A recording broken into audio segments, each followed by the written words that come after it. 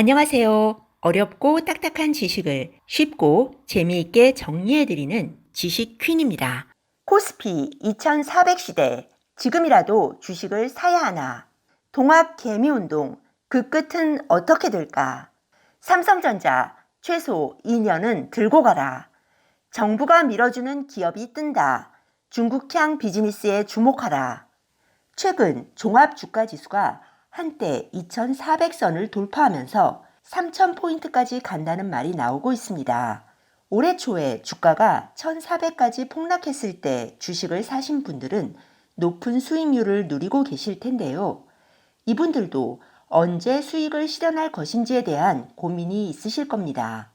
또 지금까지 주식을 사지 못하신 분들은 지수가 연일 최고치를 경신했다는 뉴스를 접할 때마다 소외감과 함께 지금이라도 뛰어들어야 할지에 대한 고민을 느끼실 겁니다. 오늘은 포스트 코로나 주식 투자란 책을 통해 이번 상승장이 과거와 어떤 차이점을 갖고 있는지, 어떤 국가, 어떤 주식에 투자해야 할지, 삼성전자는 상대적으로 낮은 상승률에도 불구하고 계속 가지고 가야 할지에 대해 알아보겠습니다. 이 책 포스트 코로나 주식 투자는 김현빈 현대증권 법인선물옵션 팀장, 박세진 유안타증권 지점장, 이정기 하나금융투자 팀장, 유동원 유안타증권 본부장 등이 필진으로 참여했습니다. 개인 투자자가 처음으로 외국인을 이긴 동학 개미운동.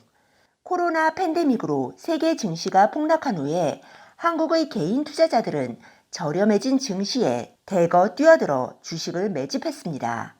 이 현상은 흔히 동학 개미운동이라고 불리지만 이 책은 이 새로운 개인 투자자들에 대해 스마트머니라는 이름을 붙였습니다.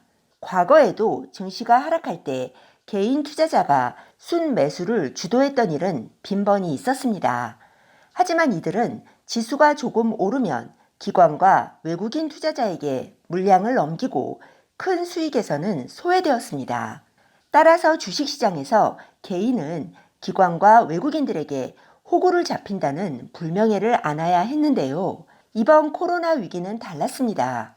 개인 투자자들은 기관과 외국인이 빠져나간 한국 증시에 가장 먼저 진입해서 주식을 샀을 뿐 아니라 아직까지도 주식을 팔지 않고 있기 때문입니다.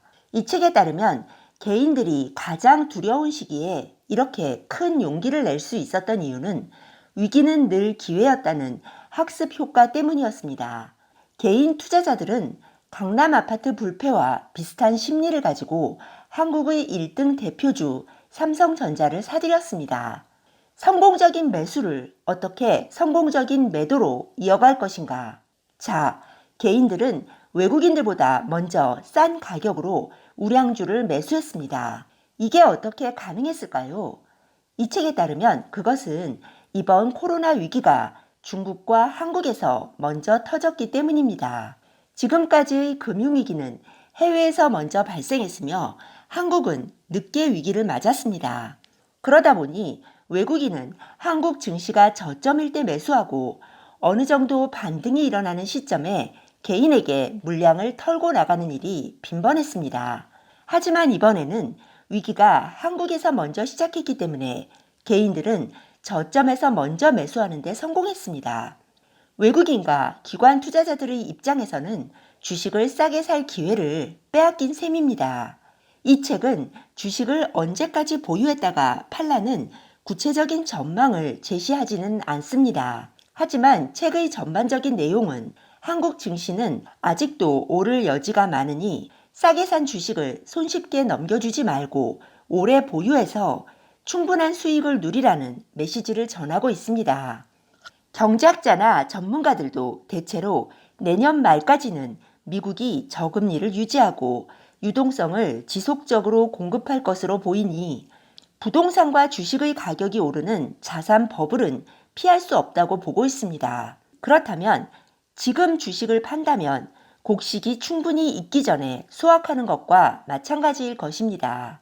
지금까지의 수익이 많다면 부분적으로 수익을 실현하되 다 팔지는 않는 게 좋을 것 같고 아직까지 주식 투자로 고민이라면 여윳돈의 일정 부분을 투입하셔도 아직 오를 여지가 남아있는 것 같습니다. 처음 투자를 하시는 분들이라면 우량한 주식을 선택해야겠지요.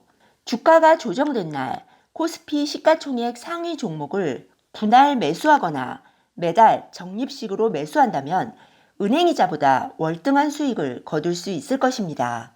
상승률 저조한 삼성전자 언제 팔아야 하나? 개인들이 가장 많이 산 주식이 삼성전자인데요. 결과적으로 이번 상승 시기에 가장 수익률이 저조한 주식이 되어버렸습니다. 이 책에 따르면 여기에는 두 가지 이유가 있습니다.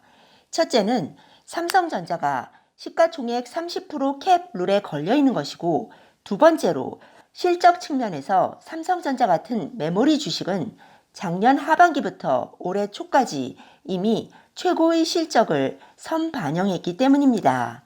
지수보다 상승하지 못하는 삼성전자를 보면서 마음이 급해지는 투자자분들이 많으실 텐데요. 이 책은 조급함을 버리라고 말합니다.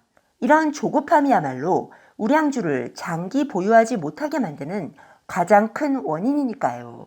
그럼 삼성전자를 언제까지 가지고 가야 할까요? 이 책은 회사의 실적만 뒷받침된다면 끝까지 보유해도 좋고 최소한 2년은 보유하라고 권하고 있습니다. 중국향 비즈니스에 주목하라. 이 책은 개인들이 투자할 만한 우량주로 언택트 관련 주식과 함께 중국향 비즈니스 관련 주식을 제시하고 있습니다. 과거 2005년에서 2007년은 대중국 사업으로 랠리가 나타났던 시장이었는데요. 이 책은 이런 상황이 재현될 수도 있다고 보고 있습니다. 15년 전 랠리를 주도했던 업종은 화학, 조선, 건설 등 주로 중후장대 산업이었는데요. 2020년에서 2022년의 랠리는 중국과 밀접한 관련이 있는 K-메디컬, 소비재, 엔터, 미디어, 남북 경협 등의 섹터가 주도할 것으로 보고 있습니다. 특히 K-메디컬은 이번 코로나 팬데믹을 계기로 전 세계에 우수성을 알렸기 때문에 특히 유망할 것으로 전망됩니다. 이 책은 국산 의료용품, 위생용품 등이 수혜를 받을 것으로 보고 있으며 중국인들이 눌렸던 소비가 터져나오면 유아용 제품, 화장품, 식료품 등도 큰 혜택을 받을 것으로 보고 있습니다.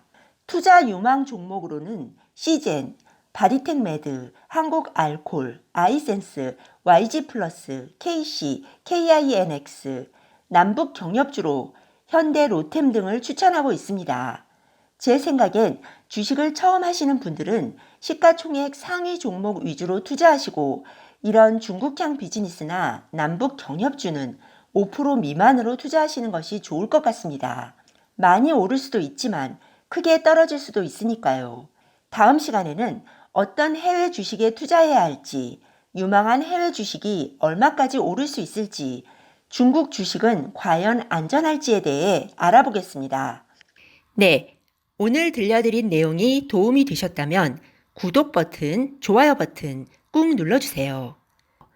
여러분의 지지가 좋은 영상을 만드는데 큰 힘이 됩니다. 그리고 알람 버튼도 꾹 눌러주세요. 지식퀸의 새 영상이 올라오면 제일 먼저 받아보실 수 있습니다. 다음에 더 좋은 영상으로 보답하겠습니다. 감사합니다. 다음에 또 만나요.